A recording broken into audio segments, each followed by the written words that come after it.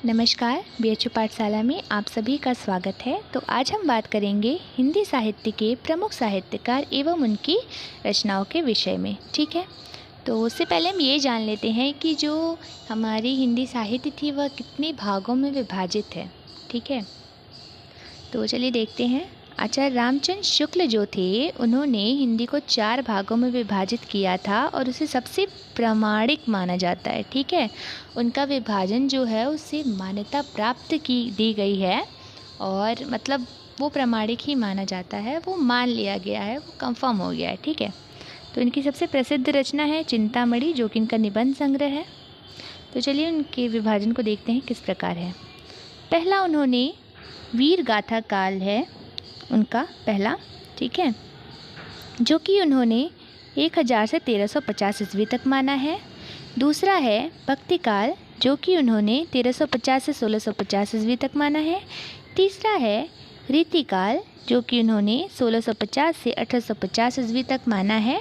चौथा है आधुनिक काल, जिसे गद्य काल भी कहा जाता है। ठीक है, जो कि उन्होंने 1850 से अब तक, मतलब वर्तमान समय जो है, जो चल रहा है अभी, अब तक का समय दिया है। ठीक है, अगला देखते हैं। हिंदी साहित्य के इतिहास के प्रथम काल का नामकरण विद्वानों द्वारा इस प्रकार किया गया है। पहला है वीर गाथा काल, जिसे कि आचार्य रामचंद्र शुक्ल ने वीर गाथा काल कहा है। दूसरा है चारण काल, जो कि डॉक्टर ग्रियर्सन द्वारा दिया गया है। तीसरा है आरंभिक काल, जो कि मिश्र बंधुओं द्वारा दिया गया है। चौथा है चारण या सन्नी काल, जो कि डॉक्टर राम कुमार वर्मा द्वारा इनाम दिया गया है। पांचवा है सिद्ध सामंत युग, जो कि राहुल सांकृत्यायन ने कहा है। छठा है महावीर प्रसाद द्विवेदी ने कहा है इसे बीज अपवन काल। ठीक है, और उसके बाद है आदिकाल, जो कि हजारी प्रसाद द्विवेदी ने कहा है। और वीर काल है, जो कि विश्वनाथ प्रसाद मिश्र जी ने कहा है। यह महत्वपूर्ण तो नहीं है, लेकिन इससे संबंधित एक प्रश्न यूईटी में आ चुका है और यह पूछा गया था कि आदिकाल को वीरगाथा काल की संज्ञा किस कवि ने दी है। तो हम सबसे पहला काल जो था वो आदिकाल था, तो उसकी प्रमुख रचनाओं के बारे में बात करते हैं।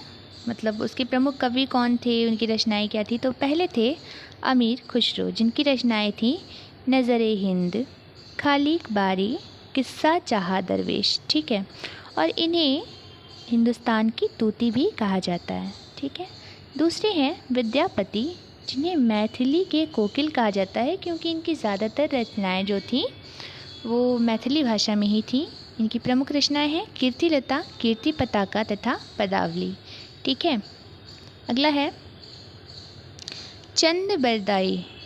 ठीक है, चंद बरदाई का सबसे प्रसिद्ध रचना थी पृथ्वीराज रासो, जो कि हिंदी का महाकाव्य माना जाता है। ठीक है, अगले हैं जगनीक, जिनकी थी परमाल रासो।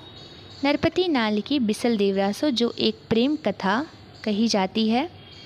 उसके बाद है अब्दुल रहमान, जिनकी संदेश राशक एक प्रसिद्ध रचना है। ठीक है, अब भक्ति काल देखते हैं। भक्ति काल के प्रमुख कवि और उनकी रचनाएं क्या हैं। तो पहले हैं यहाँ पे सूरदास। ठीक है, सूरदास जो हैं वो वात्सल्य रस के जनक या वात्सल्य रस सम्राट कहे जाते हैं। इनका जन्म जो था वो रुनकता यूपी में हुआ था। यूपी है जिसमें एक रुनकता नामक ग्राम है, वहाँ पे हुआ था। और इनकी सबसे प्रसिद्ध रचना थी साहित्य लहरी। ठीक है, अगले हैं तुलसीदास। तुलसीदास का जन्म यूपी के कासगंज में हुआ था। इनकी प्रमुख रचनाएं हैं दोहावली, कवितावली, गीतावली, श्री कृष्ण गीतावली, रामचरितमानस, रामलला नहक्षु, हनुमान बाहुक, विनय पत्रिका, जानकी मंगल, पार्वती मंगल। ठीक है, ये इनकी मतलब प्रसिद्ध रचनाएं हैं। ठीक है, अब देखिए अगले हैं कबीर दास जी, जिनका जन्म वाराणसी में हुआ था और इनकी एकमात्र रचना थी बीजक, जिसके 3 खंड हैं, साकी, सबद एवं रमैनी। तो अगर आपसे पूछा जाता है कि साखी किसकी रचना है या सबद किसकी रचना है, रमैनी किसकी रचना है, तो भी कबीरदास जी ही होंगे, क्योंकि इनकी रचना जो है बीजक, उसी के ये भाग हैं साखी, सबद और रमैनी। ठीक है, अगला देखिए रसखान हैं जिनका जन्म अमरोहा में हुआ था और इनकी सबसे प्रसिद्ध रचना है प्रेम वाटिका। ठीक है। अगले हैं रहीमदास जी, जिनका सबसे प्रसिद्ध जो रचना है वो है बरवै नायिका। ठीक है। अगली हैं मीराबाई, जिनकी प्रसिद्ध रचनाएं हैं राग गोविंद, नरसिंह जी का मायरा, गीत गोविंद का टीका। ठीक है। अगला देखते हैं संत रविदास जी। ठीक है। इनको रैदास कहा जाता था और इन्हें रविदास भी कहा जाता है। ठीक है। इनका जन्म काशी में हुआ था और ये मीरा जी जो हमारी मीराबाई थी उनके गुरु भी थे। ठीक है।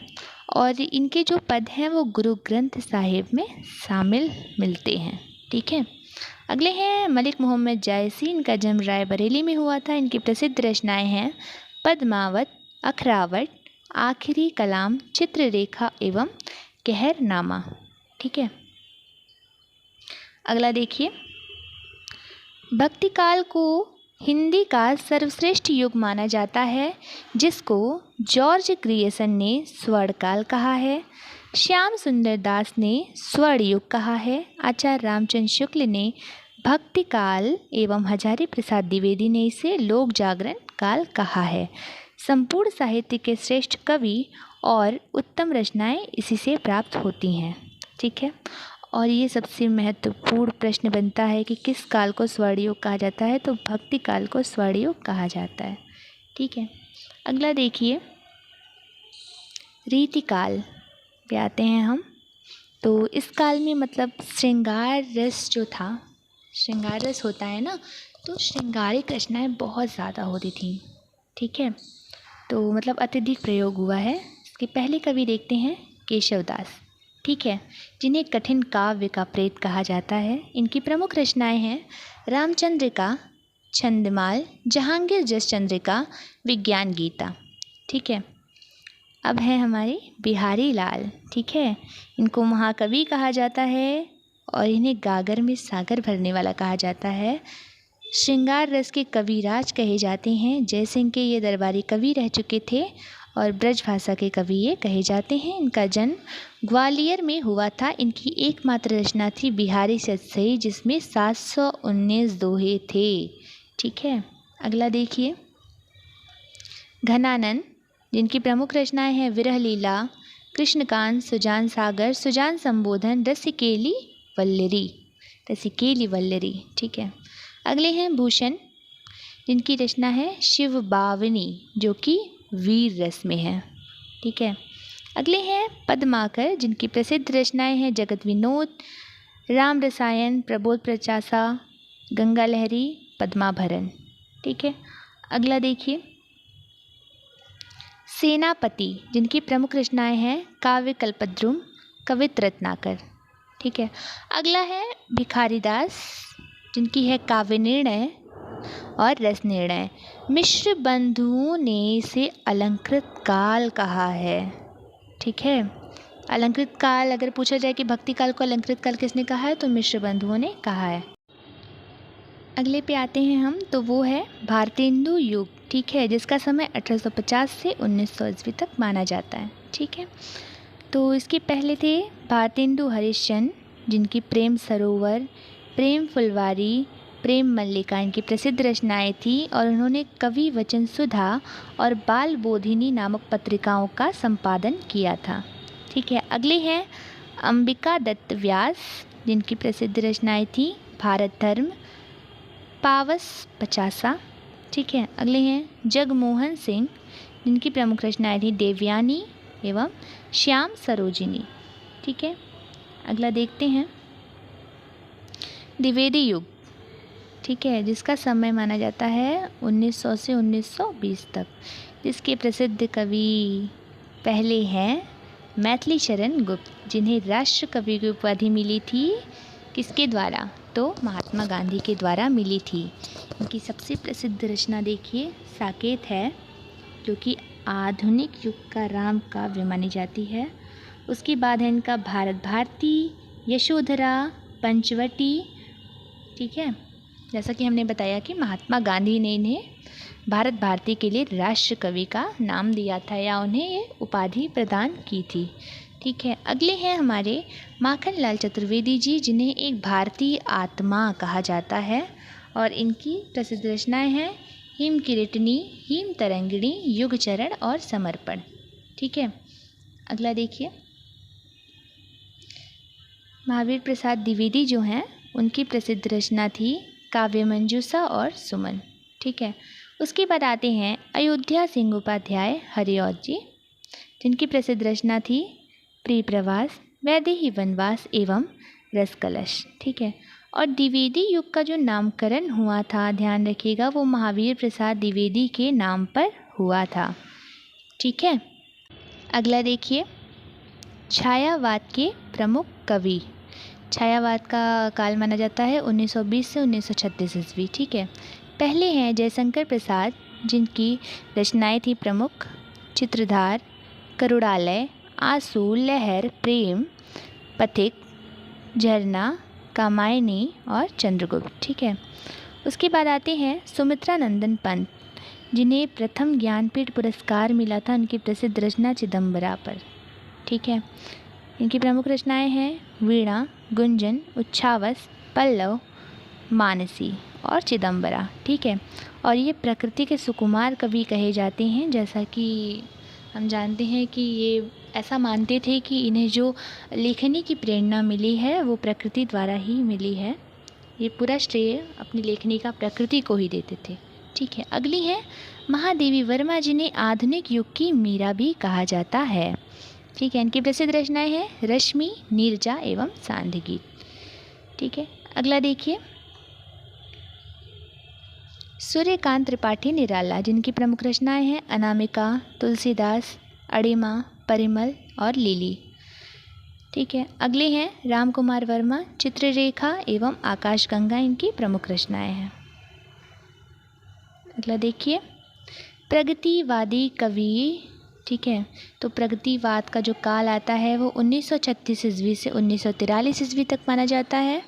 इसके पहले एवं प्रमुख कवि हैं नागार्जुन, जिनकी जो रचनाएं हैं वो हैं सतरंगी पंखों वाली, प्यासी पथराई आंखें एवं युगधारा।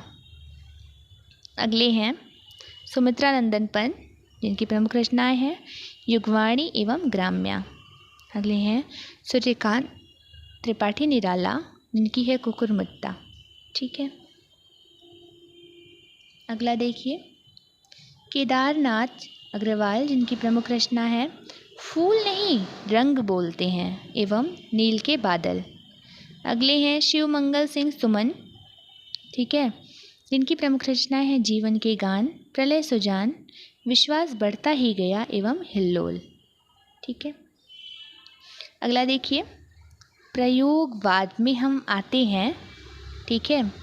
तो उसका जो समय माना जाता है 1943 से 1950 ईस्वी, और इसके प्रमुख लेखक जो हैं वो हैं अज्ञेय जी, सच्चिदानंद हीरानंद वात्स्यायन अज्ञेय, जिनकी प्रमुख रचनाएं हैं इंद्रधनुष रौंदे हुए, हरी घास पर छड़भर एवं इत्यलम।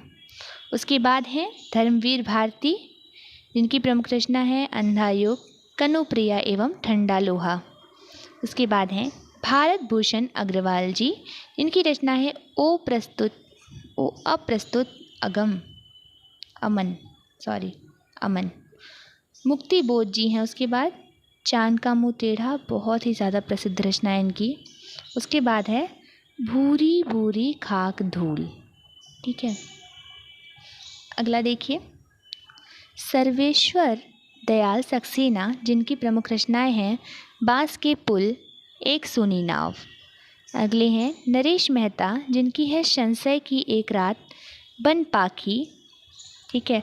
अगले हैं गिरजा कुमार माथुर, जिनकी है शीला पंख चमकीले, नास और निर्णय एवं धूप के धान। ठीक है। अगले हैं नई कविता। अब ये नई कविता का युग आ गया, जो कि 1950 से अब तक माना जाता है। ठीक है। इसके प्रसिद्ध जो लेखक कहे जाएंगे या कवि कहे जाएंगे तो वो हैं भवानी प्रसाद मिश्र, इनका सन्नाटा, गीता फरोज, चकित है दुख। ठीक है। सन्नाटा अज्ञेय की भी रचना है और भवानी प्रसाद मिश्र की भी रचना है, इसमें बिल्कुल कंफ्यूज मत होइएगा। फिर अगले हैं जो हमारे कवि, वो हैं दुष्यंत कुमार, जिनकी प्रमुख रचना है सूर्य का स्वागत, आवाज़ों के घेरे, जलते हुए वन का वसंत। ठीक है, ये सारे कविता संग्रह हैं। फिर साय के धूप, और जो एक गज़ल संग्रह है। फिर एक कंठ विष पाई। इसी के साथ हमारा ये जो रचना एवं रचनाकार वाली जो वीडियो है वो एंड होती है। अगर वीडियो अच्छी लगी हो तो वीडियो को लाइक कीजिए, चैनल को सब्सक्राइब कीजिए और शेयर कीजिए। अगर आपको कोई भी कन्फ्यूज़न है तो बिल्कुल कमेंट बॉक्स में बताइए। ठीक है, बाकी मुस्कुराते रहिए। धन्यवाद।